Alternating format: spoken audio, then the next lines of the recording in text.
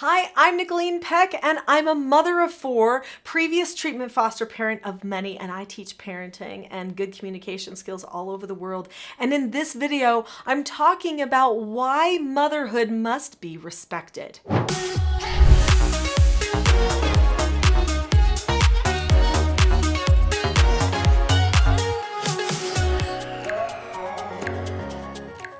If motherhood is respected, that changes the whole of society because mothers are the most powerful people in society.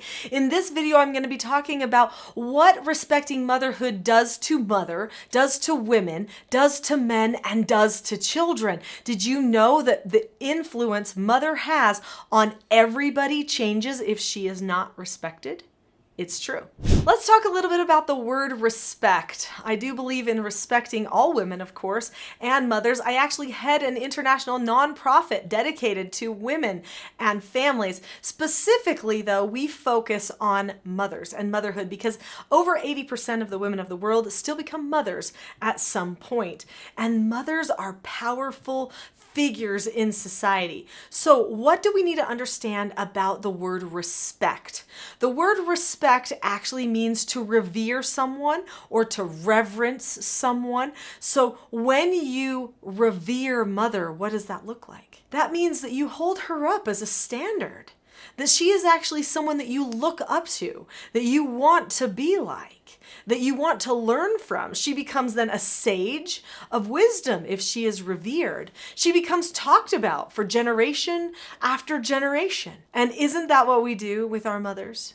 Those women that we love more than anything else, despite their flaws, despite their hardships, don't we end up seeing them as the people who overcame their hardships, at least in a small degree? Don't we see them as people who did hard things, who loved us despite our flaws?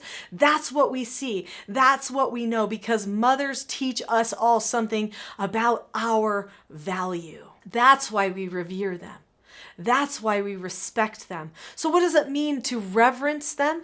That means to protect them, to protect their names, to protect their legacies. That when we think of them with love, even if they're not perfect. When we talk of them with love, even if they're not perfect, because they're not. Even though I head a women's organization and I focus a lot on motherhood, and even though I teach parenting all over the world and have done so for many, many years, I'm not perfect. I still have my flaws, and my children still have to look past them, and we still have to get through those moments.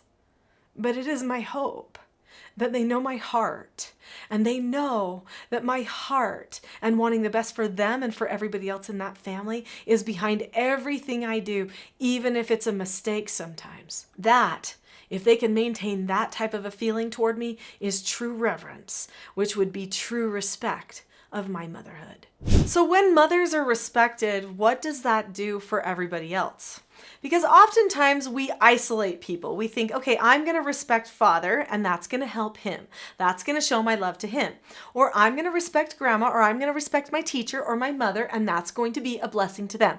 I am going to do a service and respect them. But did you know whenever you respect anyone, that it actually ends up benefiting you and a whole bunch of other people around you as well? Especially when we talk about respecting people in the family, like respecting mother or father and their roles. The roles in the family are so interconnected that our very identity is wrapped up in who we are to each other. So years ago, I started teaching parenting, and I taught what's called self-government parenting and teaching skills about parenting. People bought my book, Parenting a House United, and people would ask me questions. They would say, well, what if your child doesn't care about what you're telling them? What if they won't talk to you? What if, questions like that? And I said, well, then your roles are in the wrong place. I assumed when I wrote my book, Parenting a House United, and started creating my course, that people understood roles. But what I soon learned was that we have a roles problem in our society, in the workplace, in the nation, as well as in our homes. In fact, that's where all the roles problem is starting, is in the homes. So I wrote this book called Roles: The Secret to Family, Business, and Social Success, about a family who doesn't have their roles in the right place. And I'm not talking about responsibilities. I'm talking about who they are to each other, their very identities. So mother, for instance, is the heart and hearthstone of the family. That's her primary role. As she nurtures her children, so she's a nurturer, she's a teacher. These are other aspects of her role, other characteristics of who she is. But nobody can replace that tug that she has on the hearts of her children. That's part of her identity. So this whole book talks about the identity of mother or father. It doesn't matter who makes money or does the laundry. It's who we really are to each other and what need we fulfill within each other as humans. And so roles are so important. I ended up having to write a whole book on it. So let's talk about the impact that mother has on everybody else and on their roles and their identity. But before we do, click the subscribe button now. There are a lot of great videos on this channel related to family, to our roles, our identity, our relationships, and the way that we solve problems together as a family too. You're not going to want to miss those videos. So click the subscribe button now. If mother values herself, then she is actually seen as a more powerful person in society. So this is huge, okay? As mothers, we need to talk good about motherhood. We need to talk good about ourselves so that we are actually valued more in society. Now, if mother values herself or if other people value mother, then what does that do for women overall? It gives women more freedom. Women have freedom of choice then, because now they can choose motherhood and they can choose whatever career.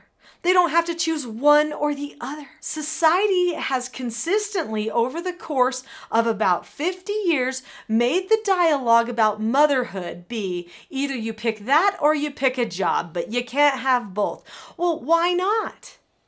Why not? And if you want to just pick motherhood, why is that bad? Just because you don't get a paycheck? That's ridiculous. Paycheck doesn't signify value. Sure, in our capitalistic society, maybe we happen to look at how much money we get for our pursuits, as a determination of whether we're progressing or not. But for a mother, it's all of the little private accolades that she gets that really make a difference. All of the hugs, all of the I love you, mom, and all of those little things are the things that matter the very most to her. Mother needs to talk positively about being a mother so that she opens the door for her girls to be able to choose it, despite what society is telling them about motherhood, which oftentimes is negative and not true. She also respects all women when she does that, because women all have the same biology. They all have uteruses and ovaries, and they can make children. That's what women do. And when she respects motherhood, she respects women and their ability to bring people into this world, which is a creative feat that no one else can even compare with. So what does respecting motherhood do for children? Well, it shows children how valuable they are. If you honor their mother and you honor the things mother is trying to do for children, then it shows children how valuable they are, because mother's spending all of these hours and all of this time and this effort doing things for her children. It shows the children they should listen to mommy. That's a good thing too, right? This decreases disobedience. It decreases, them getting into lawlessness because they worry about what mommy thinks of them. They've got someone there looking over their shoulder. If you get rid of the value of mother, then children have no one. They're alone. They're completely autonomous. And they have no one to answer to. No one that holds up the values they're supposed to be living by. But mother historically does that for her children. And if we can honor her role in that, then the children will continually look to her and her values and morals, and that will keep them going in a good direction. So what does honoring motherhood do for men? And do for fathers? Well, we all know the story about the creepy guys who don't honor women, right?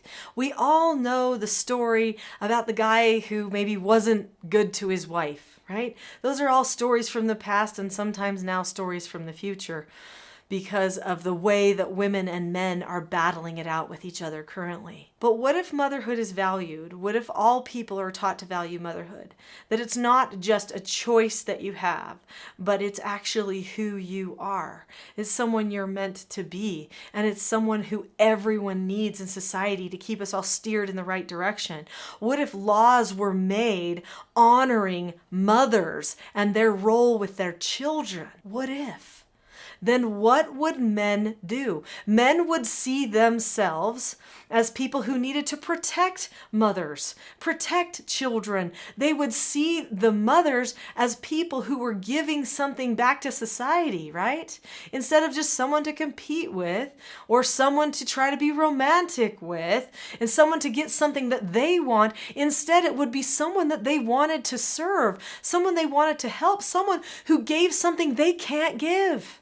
We all want to see the strength in the other people, something that you can't do for yourself. Mother gives that when she is honored. Father will work his whole life to honor mother. He finds no greater joy than that because of her role and identity with him and his children. He will do that. Mother doesn't always have to work, because of what father will do to serve her. That is the identity that mother gives to father.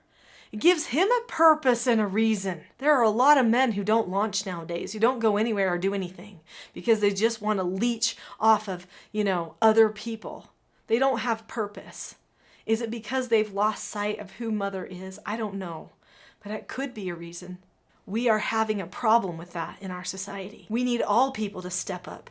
And I am convinced that if motherhood were honored, that all people would step up.